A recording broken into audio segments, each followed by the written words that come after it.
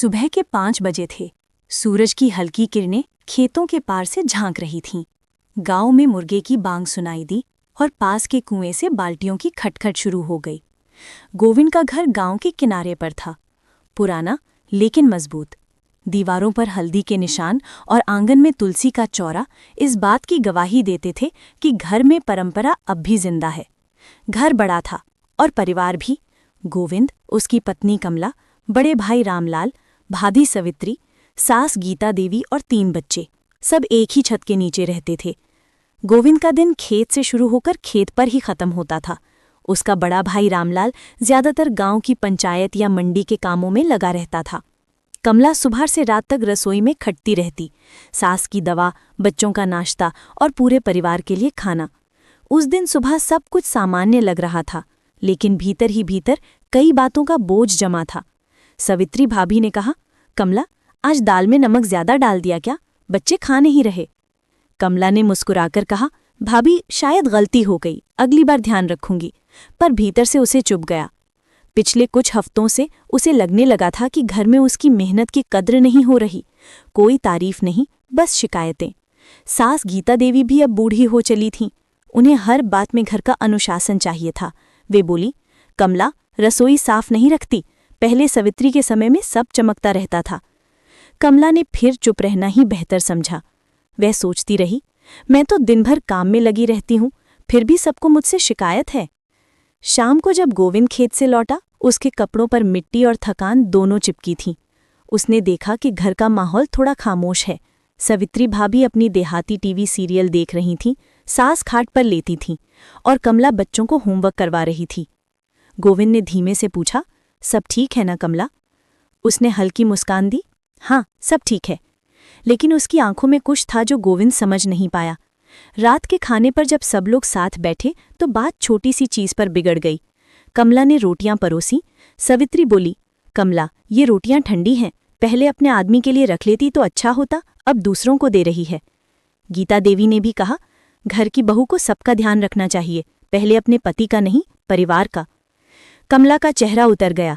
उसने रोटियां गर्म करने की कोशिश की, पर उसके हाथ कांप रहे थे। गोविंद को गुस्सा आया। उसने कहा, अरे अम्मा, सवित्री भाभी, इतना भी तो सोचो, कमला सुबह से काम कर रही है, कोई मशीन नहीं है वो। रामलाल बीच में बोले, गोविंद, तू हमेशा अपनी औरत का पक्ष लेता है, घर की इज्जत ऐसे नहीं चलती। बस वहीं से आवाजें बढ़ीं। गीता देवी ने ताना दिया, आजकल के मर्द औरतों की बात में आने लगे हैं, इसीलिए घर टूटते हैं।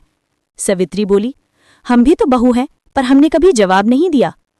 कमला के लिए ये सब बहुत था। वह चुपचाप रसोई में चली गई। आंखों से आंसू टपक पड़े। गोविंद उसके पीछे गया, पर वह कुछ नहीं बोली, बस इतना कहा, कभी कभी लगता है इस घर में मैं पराई हूं। उस रात घर में किसी ने ठीक से खाना नहीं खाया। बच्चे डरे हुए थे और आंगन में सन्नाटा फैला था। केवल दीवार के पार कुत्ते के भौंकने की आवाज आ रही थी। रात देर तक गोविंद सोचता रहा, क्या यही परिवार है जिसके लिए वो दिन रात मेहनत करता है? माँ का मान, भाई का आदर, पत्नी की इज्जत, सबके बीच संतुलन बनाना कितना मुश्किल है। वो चाहता था सब साथ रहें, लेकिन अब उसे लगने लगा था कि साथ रहना ही सबसे बड़ा बोझ बन गया है। सुबह जब कमला ने चाय बनाई तो किसी ने कुछ नहीं कहा। सावित्री अपने काम में लगी रहीं, सास मंदिर चली गई और गोविंद खेत निकल गया। बस कमला के चेहरे पर थकान और उदासी का साया था। गांव की औरतें कुएं पर पानी भरते हुए बातें कर रही थीं। सुना है गोविंद के घर में फिर झगड़ा हुआ। दूसरी बोली, हाँ, बड़े घरों में अब शांति कहाँ, सब अपने अपने अहम में फंसे हैं। शाम को गोविंद जब लौटा तो उसने देखा कि कमला बच्चों के साथ बाहर बैठे बैठे रो रही है। वो पास आया तो कमला बोली, गोविंद, कभी लगता है ये घर हमारा है ही नहीं, सबको बस गलती ढूंढनी है। गोविंद ने उसे सांत्वना दी, कमला, सब ठीक हो जाएगा, मैं माँ और भाभी से बात करूंगा। कमला बोली, बात करने से कुछ नहीं होता गोविंद, यहाँ हर किसी को बस अपनी बात सही लगती है, कोई किसी की सुनना ही नहीं चाहता। गोविंद चुप हो गया। उसे लगा जैसे ये घर अब सिर्फ ईंटों से नहीं, बातों की दीवारों से भी बना है। हर कमरे में कोई न कोई गलतफहमी, हर आंगन में कोई पुरानी नाराजगी। रात को जब सब सो गए, गोविंद आंगन में खाट पर बैठा आसमान देख रहा था। उसे याद आया जब शादी के बाद वो कमला को इसी घर में लाया था, तब सब कितना खुश थे। पर अब लगता था जैसे घर वही है, लोग वही हैं, पर दिल बदल गए हैं। दूर कहीं से ढोलक की आवाज आ रही थी, किसी के घर शादी थी, और यहाँ गोविंद के घर में रिश्तों की डोर ढीली पड़ रही थी। उसने मन ही मन ठान लिया, अब कुछ करना होगा, नहीं तो ये आंगन कभी एक नहीं रहेगा। लेकिन उसे नहीं पता था कि अगले कुछ दिनों में ये झगड़ा इतना बढ़ जाएगा कि पूरा गांव बात करेगा गोविंद के घर में क्या चल रहा है। सुबह का समय था। आंगन में तुलसी के पास दीपक अभी बुझा नहीं था। हवा हल्की ठंडी थी, पर घर का माहौल फिर भी भारी लग रहा था। गीता देवी खाट पर बैठी थीं, पास में उनकी लाठी रखी थी। सामने सवित्री भाभी दाल छान रही थी और कमला चुपचाप चूल्हे के पास रोटियां सेक रही थी। हरीक की चुप्पी में एक कहानी थी। पिछले रात का झगड़ा अभी भी दीवारों में गूंज रहा था। गीता देवी बोली, पहले के जमाने में बहुएं ससुराल को मंदिर समझती थीं, आजकल की बहुएं तो बस अपने मुंह से काम करवाना जानती हैं। सवित्री ने धीरे से कहा, सही कहती हूँ अम्मा, आजकल के लोग काम तो करते हैं पर मन से नहीं, बस दिखावे के लिए। कमला ने सुन लिया लेकिन कुछ नहीं बोली। रोटियां पलटते हुए उसके हाथों से तवा थोड़ा जल गया, पर उसने कोई आवाज नहीं निकाली। वो बस चाहती थी कि आज का दिन किसी तरह शांति से निकल जाए। उधर गोविंद और रामलाल खेत जाने की तैयारी में थे। रामलाल ने कहा, भाई आज मेढ़ ठीक करनी है तो जल्दी चल। गोविंद ने जवाब दिया, हाँ भैया, पर पहले चाय पी लूं। गीता देवी ने तुरंत टोका, चाय तो ठंडी हो गई, कमला को कहा था गरम कर दे, पर उसे तो पता नहीं कौन सा काम ज्यादा जरूरी लग गया होगा। गोविंद ने एक लंबी सांस ली और चुपचाप ठंडी चाय पी ली। गांव में दिन भर बातें फैलते देर नहीं लगती। कुएं पर औरतें बातें कर रही थीं। सुना है गोविंद की माँ बहू से बहुत नाराज हैं।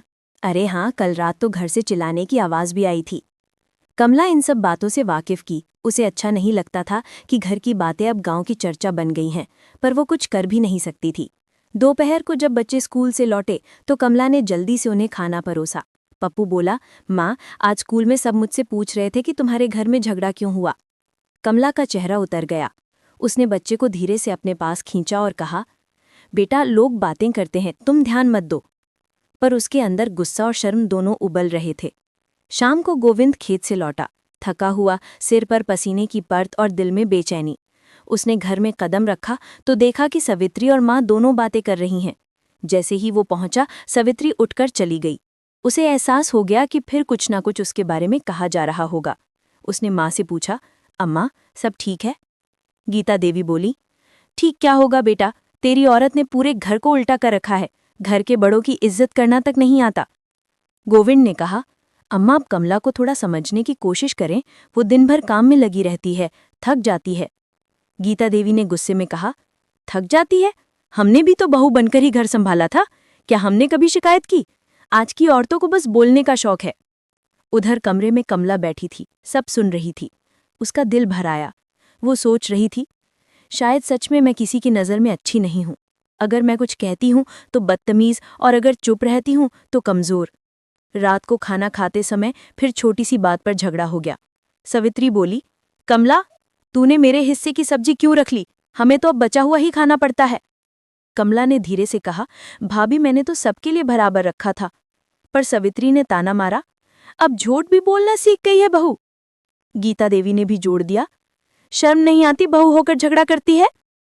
अब कमला की आंखों से आंसू निकल आए। उसने थाली छोड़ दी और रसोई में चली गई। गोविंद से रहा नहीं गया।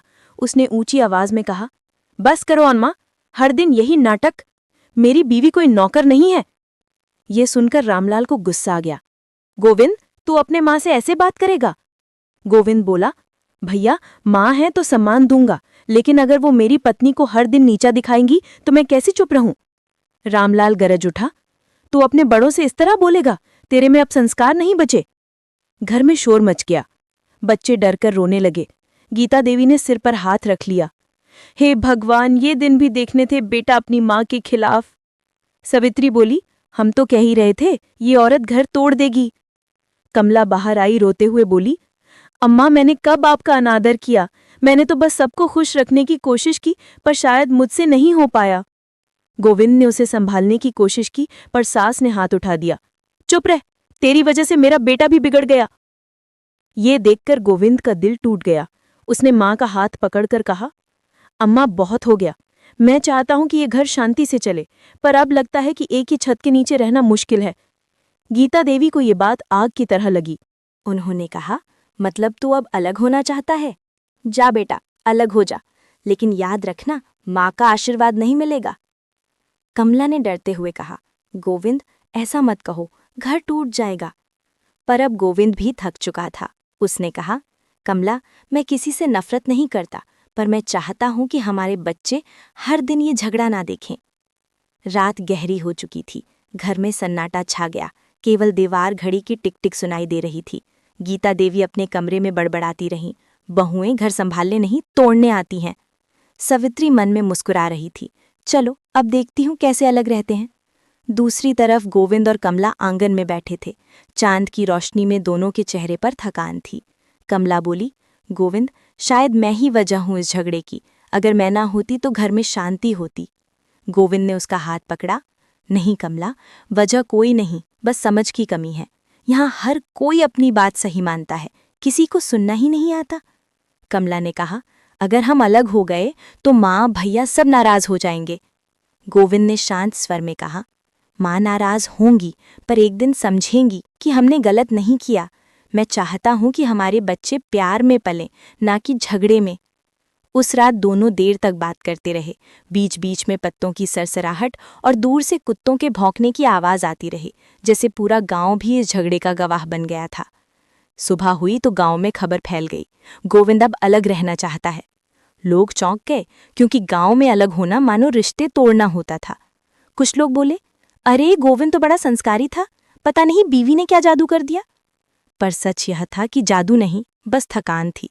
हर दिन का ताना, हर बात में उलाहना, हर काम में दोष। अब ये सब गोविंद और कमला के लिए असहनीय हो चुका था। शाम को गोविंद ने माँ और भैया से बात की। उसने फोल्डेड हैंड्स से कहा, अम्मा, भैया, मैं अलग रहना चाहता हूँ, लेकिन मेरा मकसद किसी से दूरी नहीं है, बस थोड़ी शांति चाहता हूँ। रामलाल ने कहा, तो जा, पर याद रखना गांव में लोग क्या कहेंगे। गीता देवी ने कुछ नहीं कहा, बस खामोश नजरों से बेटे को देखा। कमला ने आंसू पोंछे और उसी रात उन्होंने तय कर लिया, कल से वे पास के खेत के किनारे वाले छोटे मकान में रहने चले जाएंगे। आंगन की चूल्हे की आग बुझ चुकी थी, लेकिन रिश्तों की आग अब भी भीतर भीतर जल रही थी। गांव में सुबह हमेशा की तरह गुलाबी थी, लेकिन गोविंद के नए घर में कुछ बदला हुआ था। अब वो घर नहीं, बस एक छोटा सा कच्चा मकान था, खेत के किनारे, जहां हवा खुलकर बहती थी, लेकिन दिल पर बोझ था। कमला ने नया चूल्हा बनाया, तुलसी का पौधा लगाया और बच्चों के लिए छोटा सा आंगन साफ किया। बाहर से सब कुछ शांत दिखता था, पर अंदर दोनों के मन में तूफान था। कमला हर दिन सोचती, क्या हमने सच में सही किया? जबकि गोविंद खुद को समझाता, अब तो झगड़े नहीं होंगे, बच्चे चैन से रहेंगे। लेकिन सच्चाई यह थी कि झगड़े तो पीछे छूट गए, मगर ताने और बातों की गूंज अब भी उनके कानों में थी। पहले दिन जब कमला ने चूल्हा जलाया तो धुआं सीधा आकाश में उठा, जैसे कोई नया जीवन शुरू हो रहा हो। उसने बच्चों को स्कूल भेजा, खेत की सब्जी तोड़ी और गोविंद के लिए रोटियां बनाईं। पर जब गोविंद आया, उसकी आंखों में थकान के साथ एक खालीपन था। वह बोला, कमला, पता है, आज भैया से मुलाकात हुई, बोले कि अम्मा मुझसे बात नहीं करना चाहती। कमला ने धीरे से पूछा, तुमने कुछ कहा? गोविंद ने सिर झुका लिया। क्या कहता, माँ से नज़र मिलाने की हिम्मत नहीं हुई। गांव के लोग अब दोनों के बारे में बातें करने लगे थे। कुएं पर औरतें कहती, देखो गोविंद अलग होकर क्या पा लिया, अब अकेले खेत जोतता है। कुछ लोग कहते, कमला ने घर तोड़ दिया, वरना माँ बेटे में इतना झगड़ा क्यों होता। ये बातें कमला तक भी पहुंचती, पर अब उसने चुप रहना सीख लिया था। दिन बीतते गए। घर छोटा था पर शांति थी। बच्चों की हंसी फिर लौट आई थी। गोविंद जब खेत से लौटता तो बच्चे दौड़कर उससे लिपट जाते। कमला को लगता, शायद अब जिंदगी संभल रही है। लेकिन जब जब गांव में रामलाल या गीता देवी की चर्चा होती तो गोविंद का चेहरा उतर जाता। एक दिन शाम को जब बारिश शुरू हुई तो गोविंद दरवाजे के पास बैठा था। बारिश की बूंदें छप्पर से टपक रही थीं। कमला ने पूछा, क्या सोच रहे हो? गोविंद बोला, अम्मा को याद आ रही है। हर साल सावन में वो मेरे लिए पकौड़े बनाती थीं। इस बार शायद मेरे बिना नहीं बनाई होंगी। उसकी आवाज़ भर्राई हुई थी। कमला ने कहा, जाऊंगा, मिलाओ उनसे। रिश्ते वक्त से नहीं, कोशिश से जुड़ते हैं। लेकिन गोविंद ने सिर हिलाया। अम्मा माफ़ नहीं करेंगी। उन्होंने कहा था, जिसने घर छोड़ा वो बेटा अब मेरा नहीं। कमला ने उसकी ओर देखा और बोली, माँ का दिल पत्थर नहीं होता गोविंद, बस वक्त के साथ सख्त हो जाता है। ईद दिन वो खुद बुलाएंगी। कुछ दिनों बाद गांव में दशहरा आया। पूरा गांव सजा हुआ था। बच्चे झूले झूल रहे थे, औरतें मेले में चूड़ियां खरीद रही थीं। गोविंद ने बच्चों से कहा, चलो मेले चलते हैं। बच्चों ने मना कर दिया। नहीं पापा, इस बार दादी के घर चलेंगे। गोविंद ने चौंक कर पूछा, दादी के घर? कमला बोली, हाँ, अंशु कल गांव के स्कूल से लौटा तो बोला दादी ने बुलाया है। गोविंद को यकीन नहीं हुआ। उसने पूछा, सच में? शाम को वे सब चल पड़े। वही पुराना घर, वही रास्ता, लेकिन अब कदम भारी थे। जैसे जैसे वे पास पहुंचे, घर की यादें मन में लौटती गईं। आंगन वैसा ही था, बस अब तुलसी का पौधा सूखने लगा था। गीता देवी खाट पर बैठी थीं। उन्हें देखकर गोविंद रुक गया। कमला ने बच्चों को आगे भेजा। दादी, पप्पू ने आवाज लगाई। गीता देवी ने सिर उठाया, चेहरे पर भावनाएं तैर गईं। उन्होंने बच्चों को गले लगा लिया। आंसू उनकी आंखों से बह निकले। उन्होंने कहा, बच्चों, इतने दिन कहाँ थे? गोविंद धीरे धीरे आगे बढ़ा। अम्मा, शब्द जैसे गले में अटक गया। गीता देवी ने उसकी ओर देखा और लंबे समय तक कुछ नहीं बोली। फिर उठी, लाठी के सहारे उसके पास आईं और बोली, तू आया, बस यही काफी है। माँ बेटे से नाराज हो सकती है, पर अलग नहीं हो सकती। कमला पीछे खड़ी थी, आंखों में आंसू थे। सावित्री दूर से सब देख रही थी, लेकिन कुछ नहीं बोली। गीता देवी ने कमला को देखा और कहा, बहू, तू बुरा नहीं है, मैंने ही तुझे गलत समझा। जब तक घर एक था, मैंने अहंकार को बड़ा बना लिया। तूने जो सहा, वो कोई औरत सह नहीं सकती। कमला के पैर कांप गए। उसने रामलाल भी आया, गोविंद से गले लगा, बोला, भाई अब हम सब फिर एक साथ रहेंगे। गोविंद मुस्कुराया, हाँ भैया, लेकिन अब समझ के साथ। सवित्री को भी अपनी गलती का एहसास हुआ। उसने कमला से कहा, भाभी, मैं भी तुझे गलत समझती रही, माफ कर दे। कमला ने कहा, रिश्तों में माफी नहीं, प्यार चाहिए। चलो नई शुरुआत करते हैं। रात को पूरा परिवार आंगन में बैठा था। गीता देवी ने बच्चों को कहानी सुनाई। गोविंद और रामलाल खेतों की बातें कर रहे थे और कमला और सवित्री रोटियां बना रही थीं। हवा में अब झगड़े की नहीं, अपनापन की खुशबू थी। गोविंद ने आसमान की ओर देखा और सोचा, कभी कभी घर की शांति पाने के लिए दूरी जरूरी होती है, लेकिन सबसे जरूरी है किसी रिश्ते को छोड़ना नहीं, बस उसे समझना। कमला ने पास आकर पूछा, क्या सोच रहे हो? गोविंद ने मुस्कुराकर कहा, सोच रहा हूं, इस आंगन की दरार अब भर गई है। कमला ने कहा, हाँ, राख में अब चिंगारी नहीं, उजाला है। सवेरा हुआ तो घर के आंगन में तुलसी का पौधा फिर से हरा दिखा। गीता देवी ने कहा, देख बहू, जब मन साफ होता है तो पौधे भी मुस्कुराने लगते हैं।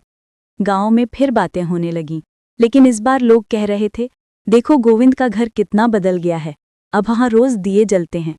घर तब नहीं टूटते जब दीवारें अलग हो जाएं, घर तब टूटते हैं जब दिलों में अहंकार आ जाता है। अगर प्यार, माफी और समझ हो तो राख में भी रिश्तों की चिंगारी फिर से जल उठती है।